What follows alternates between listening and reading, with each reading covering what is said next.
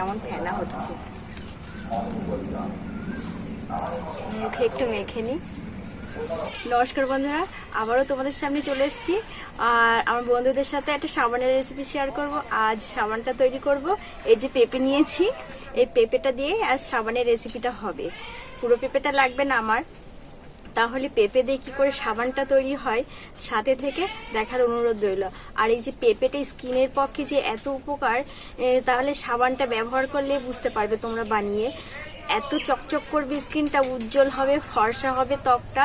তাহলে সাবানটা তৈরি করা শুরু করে। আমি হাফ পেঁপে নিয়েছি আর এই দেখো পাকা পেঁপে নিয়েছি। এই পাকা পেঁপে দিয়েই আমি সাবানটা তৈরি করব।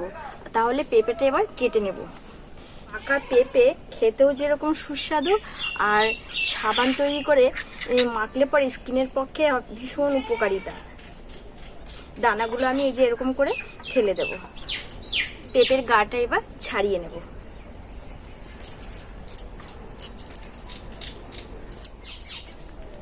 সবুজ অংশটা খুব ভালোভাবে পরিষ্কার করে নিতে হবে। এই যে উপরটা আমি পরিষ্কার করে নিয়েছি, এবার পিস পিস করে কেটে নেব। এরকম পাকা পেঁপে দিয়ে তোমরা সাবানটা তৈরি করবে, গ্যারান্টিতে বলছি স্কিনটা হবে উজ্জ্বল, চকচকে ও ফট। বন্ধুরা এই দেখো পেঁপেটা আমি কেটে নিয়েছি। এবার পেঁপেটাকে আমি মিক্সি জারে পেস্ট করে নেব।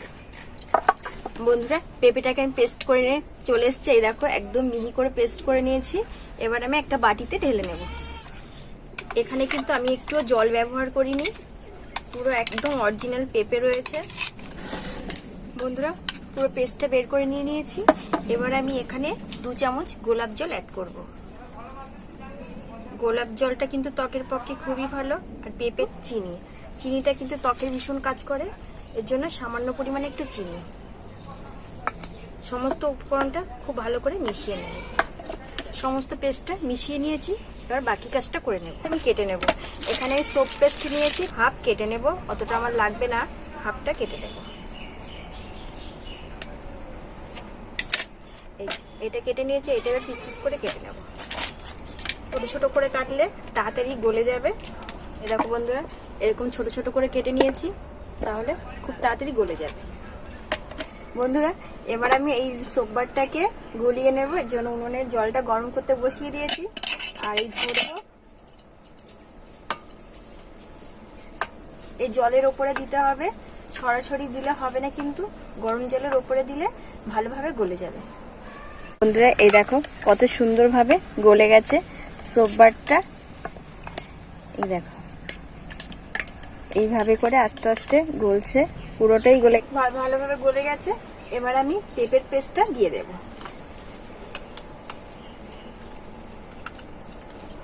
এটা দিয়ে খুব ভালোভাবে নেড়ে চেড়ে নেব। বন্ধুরা সমস্ত পেস্টটা কিন্তু আমি খুব ভালো করে গরম করে নিয়েছি, নেড়ে চেড়ে। সোপ বার আর পেঁপের পেস্টটা এই দেখো খুব সুন্দর একটা কালার এসছে, কালারটা কিন্তু ব্যাপক এসছে। এবার আমার হয়ে গেছে পুরোটা, এবার আমি নামিয়ে নেব। বন্ধুরা সমস্ত মিশ্রণটা খুব ভালো করে মিশিয়ে নিয়েছে। এবার গরম অবস্থায় কিন্তু এই সাবান মোল্ডে ঢেলে দিতে হবে। এইটা কিন্তু আমি অনলাইন থেকে অর্ডার দিয়ে কিনেছি, তোমরাও চাইলে অনলাইন থেকে অর্ডার দিয়ে নিতে পারো। আর এটাতে সাবান জমাতে খুবই ভালো হয়। আর তা না হলে মোল্ড ছাড়াও তোমরা সাবানটা তৈরি করতে পারবে। কাচের বাটিতে কিংবা স্টিলের বাটিতে একটু ভেজলি কিংবা একটু নারকেল তেল দিয়ে দেবে, ওতেও কিন্তু সাবানটা জমানো যাবে। আমি এই মোল্ডেই জমিয়ে নেব। এবার আমি আস্তে আস্তে করে ঢেলে দেব।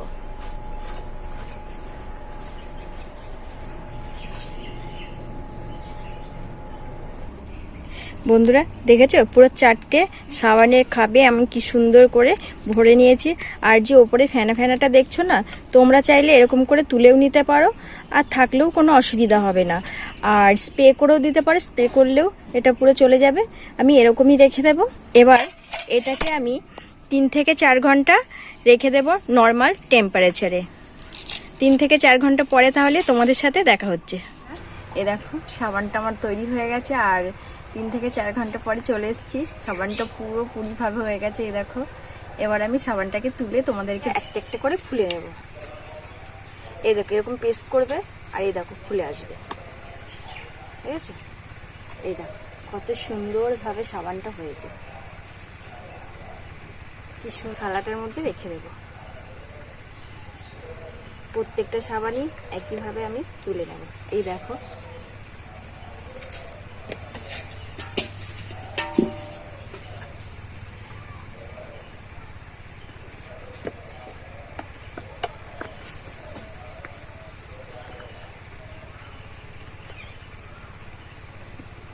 খুব সুন্দরভাবে প্রত্যেকটা সাবান কিন্তু হয়ে গেছে। আর দেখতে কতটা সুন্দর লাগছে, কালারটা কিন্তু ব্যাপক এসছে বন্ধুরা।